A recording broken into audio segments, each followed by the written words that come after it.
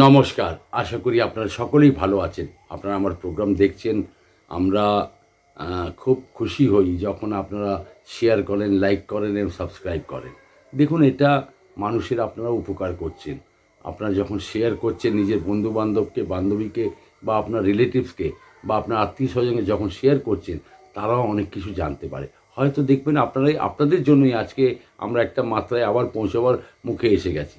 যাই হোক, আমি আজকে একটা প্রোগ্রাম যেটা করছি সেটা হচ্ছে, মানুষ তো দেখুন অনেক কিছু ধারণ করে। যেমন রত্নকে ধারণ করে, কবচ ধারণ করে। আজকে সেই কবচ বাদুলি নিয়ে আমি একটা কথা বলবো, সেটাকে একটু বোঝার চেষ্টা করুন। যে বস্তু শত্রুর আক্রমণ থেকে রক্ষা করে এবং বিভিন্ন ধরনের অশান্তি থেকে রক্ষা করে, এবং যারা মানসিক দিকে ভীষণ কমজোর আছেন এবং শারীরিক দিক দিয়েও ভীষণ কষ্ট পাচ্ছেন, রোগ জ্বালা তাদেরকে কিছুতেই কমছে না, এবং যারা সমস্ত কাজে মানে কেউ না কেউ ওদের বাধা দিচ্ছে, বা হয়তো আপনারা ভাগ্যর মধ্যে এটা হয়তো লিখে নিয়ে এসছেন, আপনার কোনো চাকরি করছেন বা ব্যবসা করছেন, যে কোনো কর্ম করছেন বা উপার্জন করছেন, কিন্তু দেখা যাচ্ছে সামনের মানুষ আপনাদের উন্নতিটাকে সহ্য করতে পারছে না, ভীষণ জেলাসি করে। এই জেলাসির নামটাই তো হচ্ছে ঈর্ষা। তো ঈর্ষা এমনভাবে হচ্ছে, মানুষ ঈর্ষার জন্য অনেক কিছু নষ্ট করে ফেলে। একটা মানুষ ঈর্ষা যখন করে একজনের উপরে, অনেক কিছু নষ্ট, নিজেরও ক্ষতি করে ফেলে, সামনেরও ক্ষতি করে ফেলে। তার মানে নজর টজর লেগে যায়। আবার এমন হয়, ঈর্ষাবশত মানুষকে নিচু দেখাবার জন্য, কাউকে হয়তো নিচু দেখাবার জন্য বা ছোট করার জন্য এমন কিছু মানুষ কাজ করে যায়, যেগুলোকে মানে তার জীবনটাকে নষ্ট করে দেয়। আর তার মধ্যে হচ্ছে কি, অনেক লোক এমনও আছেন, একটা মানুষকে বোকা বানিয়ে তার অর্থটাকে মানে কেড়ে নিতে চায়। এমন হয় অনেকবার। দেখুন, আপনারা নিশ্চয়ই এগুলো ভুক্তভোগী যেটাকে বলা হয়। আপনারা ভোগ করেছেন এগুলো, অনেক কিছু সহ্য করেছেন। এবার হচ্ছে কারোর কথা হয়েছে, যেমন দেখা গেছে কারোর হয়তো জন্মছকে দেখা যাচ্ছে বিশাল ফাড়া আছে। এবার কারোর হয়তো মানে কি বলবো, অর্থের অভাব, সংসার চালানো ভীষণ মুশকিল হয়ে যাচ্ছে। তা কারোর হয়তো শিক্ষার অভাব, মন্দ বুদ্ধি আছে, তার বুদ্ধি নেই, মানে পড়াশোনা করতে পারে না। আবার কারোর খুব ভালো বুদ্ধি আছে, আবার সে একটা কম্পিটিশানে গিয়ে কাউকে কম্পিটিট করতে পারছে না, তার মনোবল নেই সেরকম। তার জীবনে আমাদের অনেক কিছু ক্ষেত্রে, ছোট বয়স থেকে নিয়ে বৃদ্ধ বয়স অবধি, আমাদের সবসময় একটা লড়াই করতেই হয় এবং যুদ্ধ করতেই হয়। তার থেকে মানুষ কি হয়, আমরা অনেকটা ভেঙে পড়ি, অনেক সময় আমরা ভেঙে পড়ি, ঘাবড়িয়ে যাই যে কী আর করব, রাস্তা খুঁজে পাই না। এই যে রাস্তা খুঁজে পাই না, তার জন্যই তো আমি আজকে এই প্রোগ্রামটা করলাম আপনাদের, মানে জানাচ্ছি সেগুলো। শুনুন, আপনারা খুব ভালো লাগবে। কেউ হয়তো দেখবেন কারোর প্রেমের বিষয় খুব পাগল, সে তাকে পাওয়ার জন্য পাগল হয়ে রয়েছে, তাকে পেয়েই ছাড়বে, কিন্তু কিছুতেই পাচ্ছে না হয়তো। কেউ হয়তো কাউকে বশীকরণ করতে চায়, বা এমন কিছু, বা প্রেমী বা প্রেমিকা রয়েছে, সেটা কাউকে এমন বশীকরণ করতে যায়। সবাই একটা স্টেজ হয়, একটা স্টেজের উপরে সব এসে সব কিছু মানুষকে মানে মানে দেখতে হয় আর কি। সন্তান হয়তো নিজের পরিবারজনের উপরে ভীষণভাবে অত্যাচার করেই চলেছে। কেউ হয়তো জালিয়াতি কাজ করছে, এমন কিছু জালিয়াতি করে আপনাদের জায়গা জমি দলিলপত্র ইত্যাদি ফ্রড করে কিছু না কিছু, মানে বা বাহুবল প্রয়োগ করে আপনার সমস্ত জায়গাগুলোকে, অধিকারগুলোকে কেড়ে নিচ্ছে। মানে তাতে কি হচ্ছে, এটাই তো আমাদের সংসার।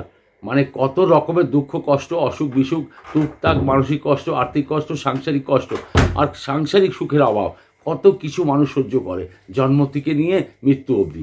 এই সব থেকে একটাই কথা হচ্ছে, মানুষের অতৃপ্ত মন। মানুষের মন কোনোদিনই ভরতে পারে না।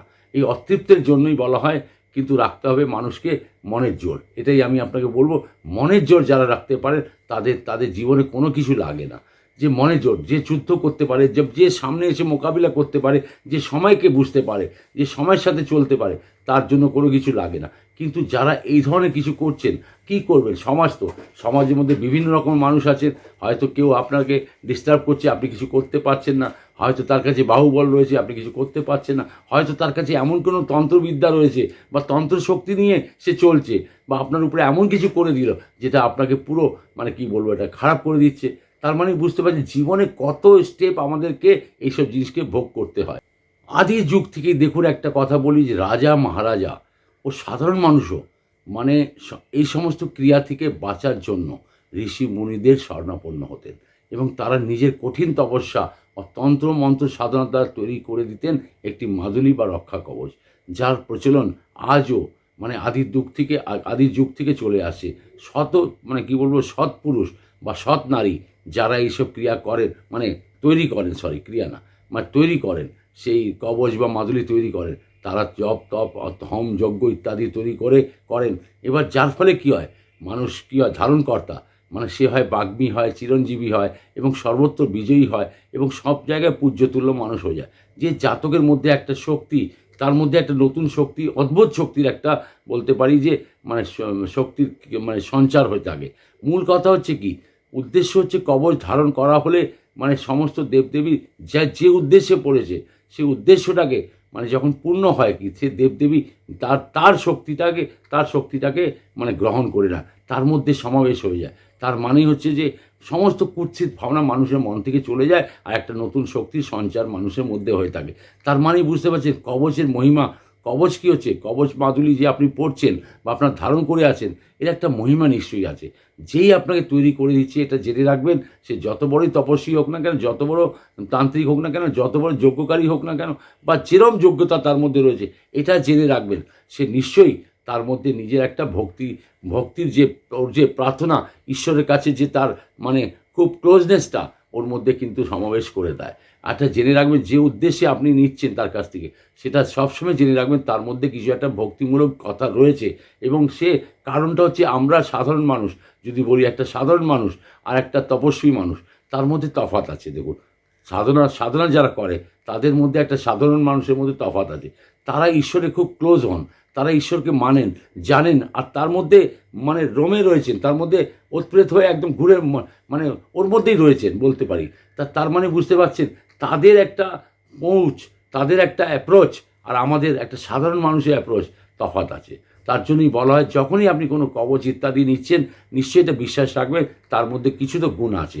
এমন কিছু নেই যে গুণ থাকে না, অবশ্যই গুণাগুণ থাকে। তাহলে এত আদি যুগ থেকে মানুষ নিয়ে আসছে আর নিচ্ছে। আপনারা এটা ভাববেন না যে আমি আপনাকে মানে প্রেরিত করছি যে কোনো কবচ পড়ার জন্য, তা নয়। আপনারা যদি পড়ে আছেন, আমি আজকে ওটাই আপনাকে জানাবো, যেটা ধারণ করে রেখেছেন বা ধারণ করতে যাচ্ছেন, তাহলে কীভাবে সেটাকে শুদ্ধ রাখবেন আর কীভাবে শোধন করবেন। আমার উদ্দেশ্যটা আজকে এটাই আছে, মানে আপনাকে একটা ভূমিকা জানালাম যে কবচের মধ্যে আপনি জেনে রাখুন, যার কাছ থেকে নিচ্ছেন না কেন, আপনি সবসময় জেনে রাখবেন তার মধ্যে কিছু শক্তি সমাবেশ থাকে। এটাই হচ্ছে মূল কথা। এবার মূল কথায় চলে আসি, কবচ ধারণের পূর্বে কিছু নিয়মবিধি। দেখুন, বহু মানুষ কবচ ধরে আছেন, আমি হাজার হাজার লক্ষ মানুষকে দেখেছি কবচ ধারণ, কেউ কার কোন উদ্দেশ্যে ধারণ করছেন সে তারাই জানেন। কিন্তু কবচ ধারণের একটা কিছু নিয়ম আছে। যে কোনো উদ্দেশ্যে আপনি কবচ ধারণ করেছেন, কবচ ধারণ করার দিন হচ্ছে কি মঙ্গলবার, বৃহস্পতিবার ও শনিবার, বা শুভ কোনো তিথি, পুজো আর্চা যখন হয়, পুজোর দিনগুলো যখন হয় সেটা করা যায়। যে কোনো পূর্ণিমা তিথিতে ধারণ করা যায়, বা যে কোনো অমাবস্যা তিথিতে কবচ ধারণ করা যায়। এবার আরেকটা প্রয়োজনে আপনার শুদ্ধ আচরণ হিসাব করে আপনি সেদিনও পালন করতে পারেন, সেদিনও ধারণ করতে পারেন। ধারণ করার দিন সেদিন কী করতে হবে, পূর্ণ নিরামিষ আহার খেতে হবে। নিত্যক্রিয়া ইত্যাদি সেরে নেওয়ার পর, স্নান আদি করার পর আপনি শুদ্ধ বস্ত্র পরে ধারণ করার বিধান আছে। একটা পাত্রে নেবেন কি গঙ্গা জল, একটা পাত্রে পঞ্চামৃত তৈরি করবেন। পঞ্চামৃতের মধ্যে দুধ, দই, ঘি, মধু, গঙ্গা জল। এবার এই 5টা জিনিস নিয়ে তার মধ্যে যে আপনি যে একটু গোলাপ জলও যদি দিয়ে দেন খুব ভালো হয়। তুলসী পাতা, এটা যদি না হয়, ধরুন আপনি পাচ্ছেন না, এটা করতে পারছেন না, শর্টকাটে যদি করতে চান, তাহলে কী করবেন, একটা বাটিতে তুলসী পাতা নেবেন 5টা, তার সাথে নেবেন গঙ্গার জল, নিলে খুব ভালো, না হলে কলের জলও নিতে পারেন। সেটাকে আপনাকে ব্যবহার করা, তার মধ্যে একটু গোলাপ জল দিয়ে দেবেন, আর তার মধ্যেই আপনি চুবিয়ে দেবেন সেই মাদুলিটা যখন আপনি এর মধ্যে ডুবিয়ে দিচ্ছেন, তারপর ঠাকুর আসনে রেখে দিন। এবার আপনি কী বলে যে কবচটাকে শুদ্ধিকরণের জন্য বীজ মন্ত্র হয়, কবচ শুদ্ধিকরণের একটা বীজ মন্ত্র আছে, সেটা আমি আপনাদের জানাচ্ছি, সেটা আপনি স্ক্রিনেও দেখতে পারবেন। হোং বলে একটা মন্ত্র হয়, হোং, আপনি স্ক্রিনেও দেখতে পাচ্ছেন। তার মানে কী করবেন, সেটাকে আপনারা 21 বার, 28 বার বা 108 বার জপ করুন। যখনই নতুন আপনি কবচ পড়ছেন, বা আপনি কবচটাকে জাগৃত যদি করতে চান, যেটা আপনার এক্সিস্টিং পড়ে আছেন, সেটাকে এইভাবে শুদ্ধ করে নেবেন। শুদ্ধ করে আপনি এইভাবে পড়ুন, আর হোং মন্ত্রটা বলবেন। হোং হয় ওকার অনুসার, এটাই আর কি আপনি স্ক্রিনে দেখতেই পাচ্ছেন। আর তার জন্য মন্ত্র শেষে হয়ে গেল, মন্ত্র যখন শেষ হয়ে যাচ্ছে, তারপরে সেই পাত্রটা থেকে মানে আপনি কবচটাকে তুলে আপনি লাল কার, রূপোর চেন বা আপনার সোনার চেন, যেটাই খুশি হয় আপনি সেটাকে মানে করে আপনি গলায় বা বাজুতে ধারণ করতে পারেন। এবার যার যেটা সুবিধা। এবার হচ্ছে কি, মানে আপনার যে পঞ্চামৃতটা রয়ে যাবে, সেটাকে কোনো মানে গাছের গোড়ায়, তুলসী গাছ বাদ দিয়ে সেখানে দিয়ে দেবেন। আর মঙ্গলবার অবশ্যই এটা জেনে রাখবেন, আপনাকে কবচ ধারণ করার পর অ্যাটলিস্ট মঙ্গলবার, একটা দিন শুধু বলছি, মঙ্গলবার নিরামিষ আহার করতে হবে। আরও কিছু বিধি নিয়ম আছে আপনাদের জানাচ্ছি, আপনারা বুঝেই যাচ্ছেন যে আমি যে হিসাবে সহজভাবে আপনাদের বুঝিয়ে দিচ্ছি। মানে কবচ যারা পড়ে আছেন বা নতুন কিছু পড়তে যাচ্ছেন, এটা জেনে রাখুন এইভাবে এটাকে শোধন করতে হয়। আপনাদের দেখবেন সেই কবচের মানে পাওয়ারটা আরও বেশি বৃদ্ধি পাবেন। আরও কিছু পালনীয় কথা বলে দিই আপনাদেরকে। কবচ ধারণকর্তাকে কিছু মানে কথা অবশ্যই পালন করা উচিত। যেমন হচ্ছে মরা বাড়ি, আতুর বাড়ি, শ্রাদ্ধ বাড়ি, শ্মশান, মৃত ব্যক্তিকে ছোঁয়া বা কোনো মানে হসপিটালে চলে যাওয়া, এতে কবচ অশুদ্ধ হয়ে যায়।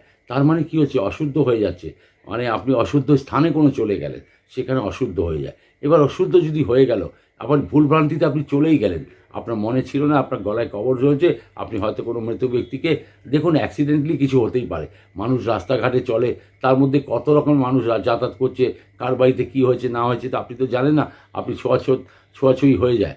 কিন্তু আমি আপনাদেরকে একটা কথা বলবো, ধরুন যদি এটা হয়ে যাচ্ছে মানে মানে একদম যদি বলা হয় যে একদম নষ্ট হয়ে গেছে, কোনো নোংরা জায়গায় পড়ে গেছে, নোংরা জায়গার মধ্যে বাথরুমে কোনো এমন মানে মানে কমোড ফমোড ইত্যাদিতে পড়ে গেছে, নোংরা জায়গায় পড়ে গেছে, সেখান থেকে তুলে আর ওটাকে শোধন করা যাবে না, সেটাকে আপনার জলে বিসর্জন দিয়ে দেবেন।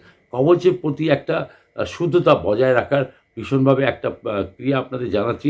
আপনারা একটা হোম মন্ত্র তো আমি বললাম প্রথমেই, আপনি হোম মন্ত্রটাকে অবশ্যই পাঠ করবেন প্রতি মানে যখনই অমাবস্যা হচ্ছে বা পূর্ণিমা হচ্ছে, আপনি একটা দিন নিশ্চিন্ত করে নিন যে আপনাকে শুদ্ধ করতে হবে। এবার শুদ্ধ করার জন্য যারা এক্সিস্টিং পড়ে আছেন বা পড়বেন, তারাও মাসে মাসে প্রত্যেক অমাবস্যাতে বা পূর্ণিমাতে একটা দিন সিলেক্ট করে আপনি করতে পারেন। কীভাবে করবেন, সেই একই পদ্ধতি। একটা মানে বাটিতে পঞ্চামৃত নিন বা গঙ্গা জল নিন বা তার সাথে 5টা তুলসী পাতা নিন এবং তার মধ্যে গোলাপ জল একটু দিয়ে দেবেন, তার মধ্যে কবচটা দিয়ে, যেমন অমাবস্যা আজকে কালকে লাগবে ধরুন, আজকে আপনি রাত্রি ওটাকে করে রেখে দিলেন, গলায় খুলে নিন, কোনো অসুবিধা নেই, ওটা রেখে দিলেন। পরের দিন যখন অমাবস্যা চলছে আবার ওটাকে তুলে বা পূর্ণিমা আছে তা পুরো তুলেও সেটাকে আবার আপনি ধারণ করে, কোনো অসুবিধা নেই। এবার হচ্ছে কি, আপনার এই যে আরেকটা ক্রিয়া যে একদম যদি বলা হয় অহেতুক মানে অভাবে, মানে যেটা হঠাৎ করে কিছু আপনি এরকম কিছু বিপত্তিতে পড়ে গেলেন, যেটাতে আপনি ভাবছেন যে এটা আমার এটা হয়তো মানে মানে নষ্ট হয়ে গেছে, আপনি বুঝতে পারছেন। এবার আরও একটা ক্রিয়া রয়েছে, দেখুন আরও একটা মন্ত্র আমি আপনাকে দেখাচ্ছি, সেটা হচ্ছে ওম কবচ রাজায়। আপনি মন্ত্রটা লিখুন, ওম কবচ রাজায় বিদ্মহে মহাকবচয়, বিদ্মহে মহাকবচে ধীমহি তন্নো কবচ প্রচোদয়াৎ। এই মন্ত্রটাকে আপনি 16 বার, 21 বার, 108 বার, তাতে কী হবে, কবচ আপনাদের উজ্জীবিত হবে, পাওয়ারফুল হবে। আর সবসময় দেখবেন আপনার কবচের কোনো অশুদ্ধিকরণ হবে না, শুদ্ধিকরণ আপনি নিজেই করে নিচ্ছেন। বাট কোনো ঠাকুরবাড়িতে তো যান, অনেক সময় আপনার কবচ দিয়ে শোধন করান, তো তা করিয়ে নেবেন, নিজেও করুন, কোনো অসুবিধা নেই, এটা খুব ভালো হয়।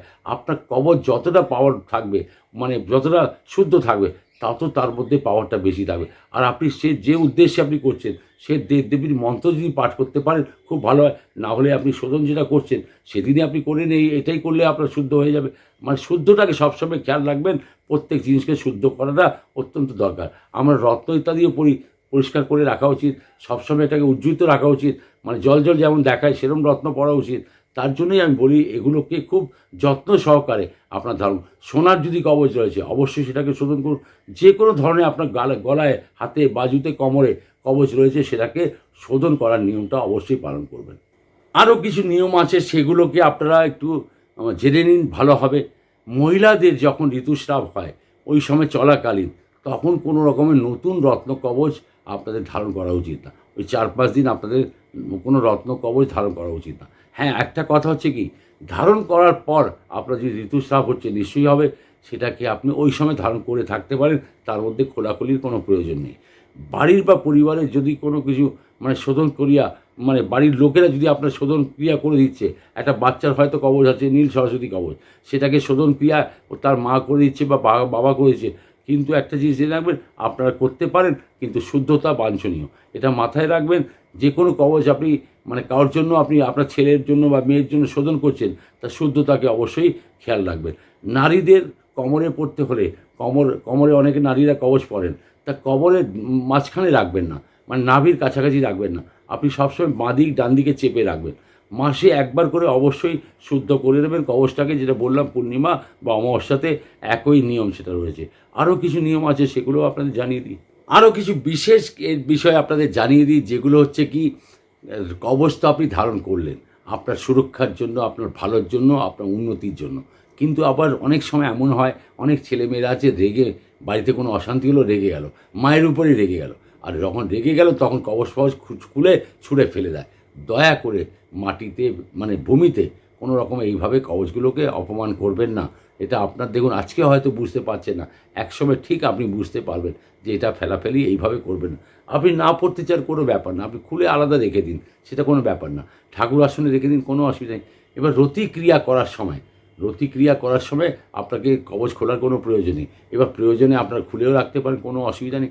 এবার রাত্রে অনেক সময় মানুষ শুয়ে থাকে, শোন তো তার সাথে গলায় হয়তো বলে আমার চেন লাগে ইত্যাদি এসব, তা কোনো অসুবিধা নেই। সেটাকে খুলে আপনি আপনার একটা সুরক্ষিত স্থানে মানে যত্ন সহকারে রেখে দিন, আবার সকালে স্নান করার পর পরে।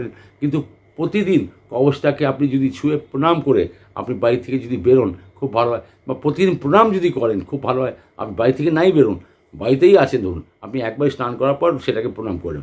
এবার অনেকেরা দেখুন কী হয়, কবচটাকে ভীষণ মানেন।